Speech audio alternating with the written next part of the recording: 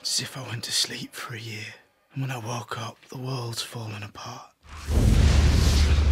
There is tremendous clamor for revenge, especially in the wake of the Red Wedding. Catelyn Stark's death, Richard Madden and Una Chaplin. That moment, I knew it was coming, and it ripped me up inside. I cried. I actually shed a tear that. Yeah, I shed a tear. All the performances were extraordinary, and it was very emotional to do. It's sort of, where do you go from there? Some of the most shocking and mind-blowing scenes of the entire series come at the end of this coming season. Some very bloody confrontations. I know how important the Red Wedding is to so many fans of the show and the books, but we pick up the pieces and top it in many ways. This is definitely the most dangerous season for Tyrion. It seems like almost every episode he's in jeopardy of getting his head removed from his shoulders. Tyrion has never been faced with this much public humiliation because he usually has an answer for it.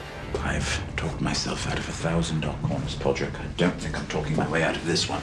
He's usually center stage, and he usually is better at it than the people around him. This time around, he's left as an audience member. I'm guilty of being a dwarf. There's no boundary with her and Tyrion of inflicting emotional damage. She's quite happy to do it. You've always pitied him. Our poor little brother. He'd kill us all if he could. Tyrion and Jaime definitely have a love that Tyrion doesn't have with the other members of his family. And he helped Tyrion a great deal this season. Careful. I'm the last friend you've got. My favourite character is Bronn, Jerome Flynn.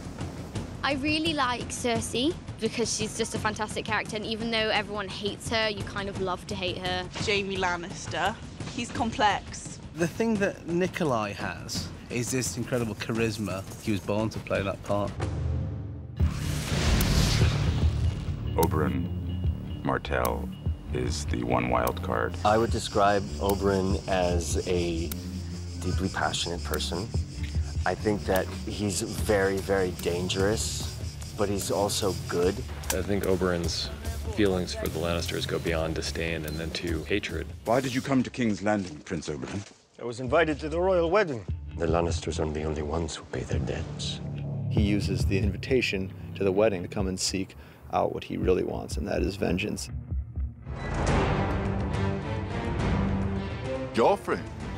Joffrey's a wee prick. Mummy's boy, a bully. He's got nice eyes. I feel like Jack, the actor, has an abundance of redeeming qualities. I feel like Joffrey, the character, less so. He's kind of always sits like squiffy on his chair. He's like always picking it at the handle, and he's like, I am the king! Joffrey, I mean, clearly the last person on Earth you would want to have any kind of power. I broke Stannis on the Blackwater. Pity you weren't there to help, Uncle. My apologies, Your Grace. I was rather busy. Busy getting captured. It's the best fun to play such a hateful or hate-inspiring character. Just to get the reaction out of someone is it's very satisfying. It's nice to, make people hate you. A royal wedding is history. The time has come for us all to contemplate our history. In terms of the challenge of the wedding, it's the entirety of it. It's the totality of a massive scene which takes up about half the episode. It was like shooting a short film in itself, actually. I was shocked by the sheer scale. I really have never seen anything like that in Game of Thrones before. I would find it very hard that I would have a wedding ceremony replicated like that again in my career. It was majestic, it was shimmering, and it just looked pristine. I think that's what Joffrey likes. He likes something ostentatious and grand.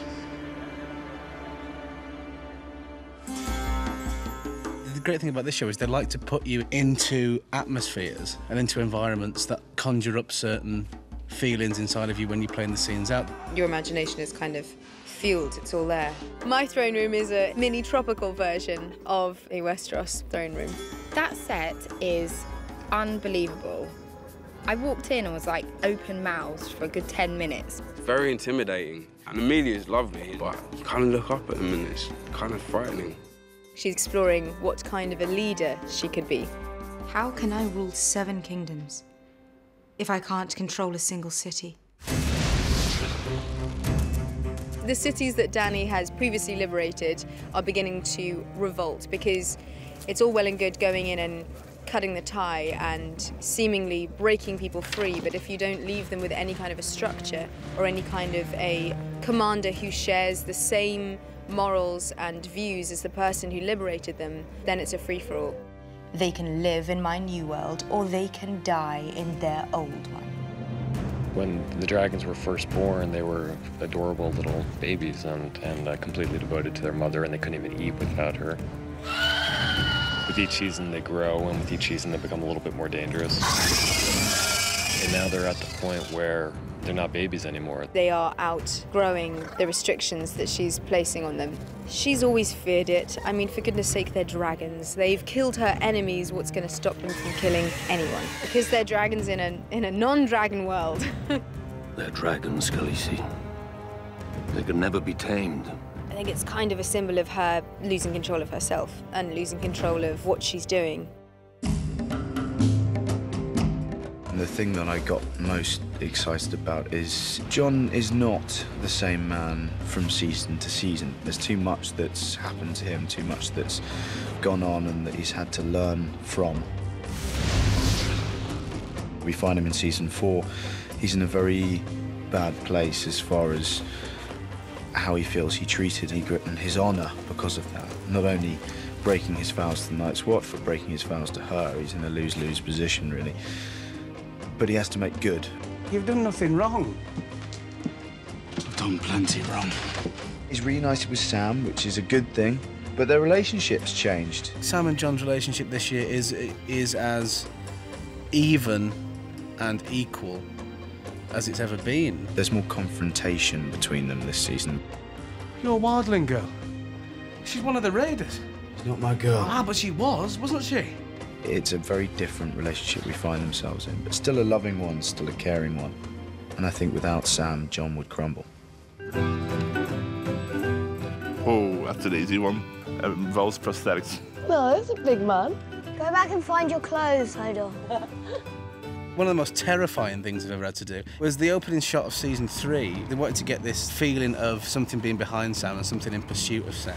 So they decided the only way to achieve that effect was to chase me on a quad bike through the snow. And they had a guy running alongside saying, the only reason I'm here is if you fall over, I'll get the quad bike to stop. I went, thanks very much. I don't know what they're paying you, but it's not enough. Sometimes greeting CGI wolves is a strange experience. It's this big green sausage dummy shoved in your face and you have to treat it as if it's your lifelong pet and love it to bits. It's very odd. The most weird thing I've had to do this season is to bite off a man's ear and spit it in his face.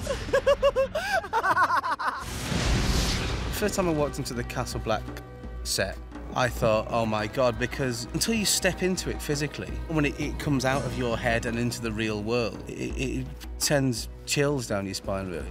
Chopping off Theon Greyjoy's companion was probably quite OMG when I read that. I was like, whoa, really? Every day on this show is an OMG moment, really, because there's always surprises in it. You're always in a really cool location, or you've got a great prop, or, the set is incredible. The thing that's amazing about the places we shoot is you just don't know what to expect. So you turn up and you're like, wow, this is so much grander than I could have expected or could have ever imagined. The biggest OMG moment is when you think you're nearly finished and then you've got 5 hours to go. Well, Nikolai and I tried to do a dance number walking down the steps of the court. We thought it was fun. And the extras were all laughing and dancing. But the crew was really tired, and I don't think they responded. And then we just heard from the 80s, like, still rolling, reset. Whenever Maisie's around, there's usually a lot of sleepovers, and we do a lot of knock and runs on people's hotel doors. You'd see Dame Diana Rigg playing backgammon with Daniel Portman, and see Lena giving a massage to someone, and everyone's just chatting and joking around, and that's a really nice moment. Everyone else gets the badass quotes. I think the best quotes are Bron's quotes. Any line he has is witty and intelligent and hilarious. You don't fight with honor. He says, no. He did. Okay, well, there was that scene where he said, Hodor. Hodor? Hodor. Hodor. That was definitely a badass one. I think it would be when Ygritte's head is on that rock.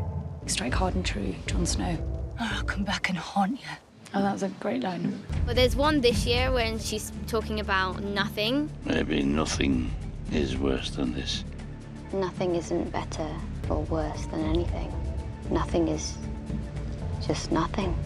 I think that makes you really think about all the different characters and it kind of puts things into perspective. Oh, Dracarys. Dracarys. Definitely. I believe that's probably the most badass quote. I think Maester Luwin. He was very much a father figure for Bran, and to not have him, I think, is probably a disadvantage to Bran. Be Robb and Catelyn. So hard. The big one that set the whole tone for Game of Thrones being known for a show where no one is safe was Ned Stark. And that completely shocked me.